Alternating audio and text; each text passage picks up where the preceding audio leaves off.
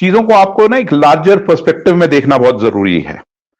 और उसके लिए मैं 2 साल पहले पीछे जाना चाहता हूं, जब गुजरात चुनाव हुए। और गुजरात चुनाव में हमने देखा कि आम आदमी पार्टी की परफॉर्मेंस जो रही वो काफी अच्छी रही, और आम आदमी पार्टी उस चुनाव से एक नेशनल पार्टी बन गई। और उस समय जब मैं लोगों से बात कर रहा था, और उन लोगों से बात कर रहा था जो आम आदमी पार्टी से किसी समय जुड़े जुड़े रहे थे और हाल में बाहर आ चुके हैं आम आदमी पार्टी से, पर उनका यह कहना था कि देखिए, आपने गुजरात, जो कि नरेंद्र मोदी और अमित शाह का घर है, वहां सेंध मारने की कोशिश की है, तो इसका कहीं ना कहीं आपको रिएक्शन आने वाले समय में नजर जरूर आएगा, अगर आप वहां गुजरात में घुसकर अपने लिए स्पेस बनाएंगे। वो एक चीज थी, मतलब मेरे दिमाग में आ रहा है उन चीजों को, जब आप जोड़ते हैं ब्लॉक्स को तो काफी चीजें आपके सामने वो पिक्चर्स नजर आती हैं। तो ऑब्वियस है, और जब ये घटना हुई है या एकदम लाइमलाइट में आई है, तो हम ये भी जान रहे हैं कि अरविंद केजरीवाल जेल से बाहर आए हैं, और बाहर आते ही उन्होंने धुआंधार प्रचार शुरू कर दिया है, जिसमें वो बीजेपी को टोटली आड़े हाथों ले रहे हैं। तो इस तरह का मामला जब सामने आया, तो एक तरह से बीजेपी के लिए एक अपॉर्चुनिटी थी कि एक नैरेटिव खड़ा करना, अपने एक नैरेटिव खड़ा करना, उस पर शोर मचाना। और बीजेपी के पास आपको पता है कि एक पूरा आईटी सेल है, पूरी एक फौज है पीछे। वो जो होता है ना कि सुई के गिरने को भी एक ऐसी आवाज में बदल देते हैं कि धमाका हो गया बहुत बड़ा, वो चीजें, तो वो चीज साफ नजर आ रही है उसमें। अब जहां तक इसका लीगल चीजें हैं, ठीक है, जाहिर बात है, कोर्ट में मामला है, दूध का दूध पानी का पानी करना इन्वेस्टिगेटिंग एजेंसीज का काम है और कोर्ट्स का काम है, उसमें मैं और आप कुछ नहीं कह सकते जी। एक तो जिस तरह मैंने कहा कि बीजेपी को एक मौका मिल गया और ठीक चुनाव के बीच में मिल गया, वो चीज है। दूसरी तरफ हां, एक बड़ी चीज, जो बड़ी कमी आम आदमी पार्टी के पक्ष से जो मैं देख रहा हूं, कि अरविंद केजरीवाल का अब तक इस मामले पर बयान आ जाना चाहिए था। और बेहतर यही रहता है कि वो कहते हैं कि ठीक है, जो हुआ है उसको कोर्ट्स में फॉलो करें, और मतलब उसकी निंदा करनी चाहिए थी उन्हें, जिस तरह संजय सिंह ने की है। वो एक चीज मिसिंग इसमें है। अच्छा, जहां तक आपने बात की आम आदमी पार्टी को घेरने की, तो घेरने की कोशिश तो करेगी ना।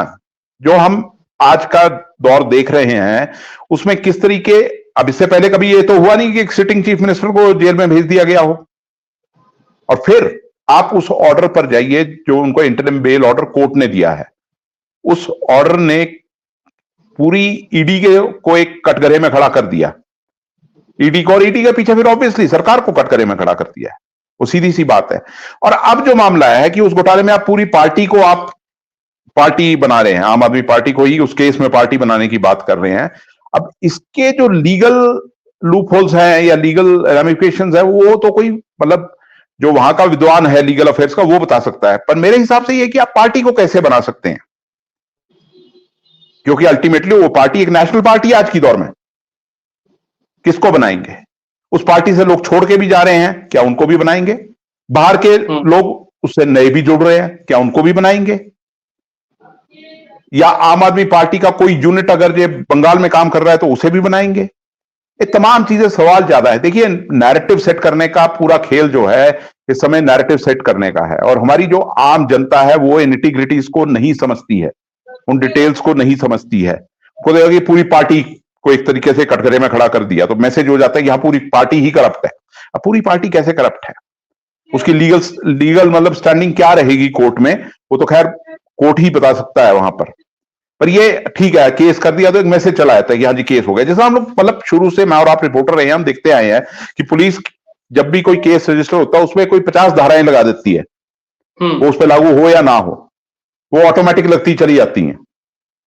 तो वो पब्लिक परसेप्शन ये जाता है कि भाई ऐसा हुआ। इसीलिए मैं और आप जब हम रिपोर्ट करते हैं तो हमेशा कहते हैं कि तथाकथित रूप से ये इल्जाम है, एलिजिडली ये किया उस आदमी ने, क्योंकि जब तक once till he is proven guilty आप उसको गलत नहीं कह सकते। पर यहां तो दौर मीडिया ट्रायल्स का है ना, यहां तो दौर मीडिया ट्रायल्स का, और मीडिया का रोल हम जानते हैं, गोदी मीडिया। तो अरविंद केजरीवाल के लिए मुश्किलें तो शुरू से ही थी, चाहे उनकी पहली सरकार थी, उसके बाद आप देखिए कि एलजी का रोल, दिल्ली एलजी का रोल क्या रहा है, और केंद्र सरकार का क्या रोल रहा है, खासतौर पर दिल्ली की फंक्शनिंग को लेकर, वो किसी से छुपा नहीं है, वो चीजें छुपी नहीं है।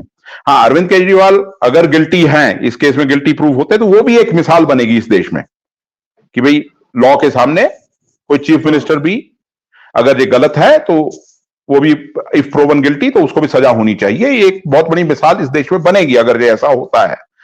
पर आपने जो कहा कि पार्टी के अंदर, देखिए पार्टी पहले भी टूट चुकी है, बहुत लोग छोड़ के जा चुके हैं वहां से, आप जानते हैं। और ये इसका सबसे बड़ा इंपैक्ट पंजाब में देखने को मिला था, एक वो दौर था, वो तमाम चीजें हुई। देखिए पार्टी कोई भी होती है उसके अंदर इंप्लोजन्स होते हैं, उसके अंदर चर्निंग्स होती हैं।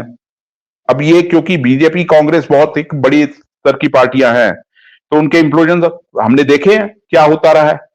हाँ, अब बात वही आती है ना कि पब्लिक में क्या मैसेज जाता है इन चीजों का, किस तरीके से कैरी होता है। अब कांग्रेस के नेता छोड़कर जाते हैं बीजेपी में तो वो मोदी जी का मास्टर स्ट्रोक गिना जाता है, और बीजेपी वाले छोड़ के जाते हैं तो एक चुप्पी होती है मीडिया में। वही आम आदमी पार्टी के साथ कुछ ऐसा होता है, तो अभी आपने जिस तरह की भाई विमेन कमीशन ने एकदम उसका संज्ञान लिया, और मैंने जो दो आपको एग्जाम्पल दिए, उस वहां विमेन कमीशन की बात भी नहीं थी जो रिपोर्ट्स हम देखते हैं। तो तमाम चीजें पॉलिटिकल चर्निंग्स चलती हैं पार्टी में। देखिए एक पॉलिटिकल पार्टी में हर आदमी अपनी ही एक स्पेस बनाता है, और यहां एक अंदर एक स्पर्धा चलती है कि कौन आगे आएगा। तो और कोई भी इंडिस्पेंसेबल नहीं होता, देखिए वो भी एक चीज सबको मानकर चलनी है। तो ठीक है, अब राघव चड्ढा को लेकर भी सवाल है, क्योंकि पूरे चुनाव में राघव चड्ढा गायब है, वो लंदन में है। क्यों है लंदन में, क्यों है? उसको लेकर कभी कोई अभी तक कोई मतलब कोई ऐसी क्लियर कट बात नहीं आई है, और सिर्फ वही अफवाहें हैं, बातें कही जाती हैं। अब वो उन तमाम चीजों को लेके सवाल जरूर खड़े हुए हैं। पर हाँ, आम आदमी पार्टी के लिए एक क्वेश्चन मार्क है, एक टफ टाइम है। तो अभी कैसे इस पार्टी के अंदर चर्निंग होती है, क्या सेकेंड लाइन ऑफ कमांड बनती है, वो सब देखना आने वाले समय में हमको पता लगेगा। देखिए दिल्ली में इसका क्या इंपैक्ट होता है, ये अब मतलब अल्टीमेटली वोटर्स के ऊपर है, क्योंकि अब एक हाँ डिफेंसिव पे आप चले जाते हैं, कोई ऐसी चीज होती है, और उसका यही होता है कि डैमेज कंट्रोल करना। तो जहां तक डैमेज कंट्रोल की बात है, हाँ बयानबाजी होती है, बयान आम आदमी पार्टी की तरफ से भी आया है कि अगर गलत है तो उनको छोड़ा नहीं जाएगा, वो गिल्टी को सपोर्ट नहीं करते, या कोई भी मतलब जो महिला के साथ ऐसा बर्ताव करता है तो उसको सपोर्ट नहीं किया जाएगा, बयानबाजियां होती हैं। पंजाब में इसका कुछ ऐसा इंपैक्ट नजर नहीं आ रहा, कि हालांकि पंजाब में एक चीज बड़ी इंटरेस्टिंग है, कांग्रेस और आम आदमी पार्टी एक दूसरे के विरुद्ध बड़ी तीखी बयानबाजी चल रही है। अब दिल्ली का जो है, दिल्ली का पंजाब के जो मौजूदा अफेयर्स हैं, हाँ पॉलिटिकल बयानबाजी में जरूर ये मामला उछलेगा, वो कांग्रेस की तरफ से भी उछलेगा, बीजेपी की तरफ से भी उछलेगा, अकाली दल की तरफ से भी उछलेगा। पर पंजाब समहाउ एक चीज पंजाब में जो है कि पंजाब में इस टाइम अगर आप पॉलिटिकल अवेयरनेस की बात करें तो बहुत ऊपर जा चुका है पंजाब उस मामले में, खासतौर से किसान आंदोलन के बाद। तो वहां लोगों को पता है कि हमको कंसर्न करने वाले इमीडिएट मुद्दे क्या हैं, तो वहां उसका ये इन सब का असर वैसा देखने को नहीं मिलेगा। दिल्ली में जरूर डैमेज कंट्रोल करने की जरूरत है, क्योंकि दिल्ली का मामला है, दिल्ली सरकार से जुड़ा मामला है, तो उसको कंट्रोल करना जरूरी है। और उसको लेकर हाँ बीजेपी भुनाएगी उस मामले को, अब पब्लिक कैसे रिस्पॉन्ड करती है ये देखना बहुत जरूरी है।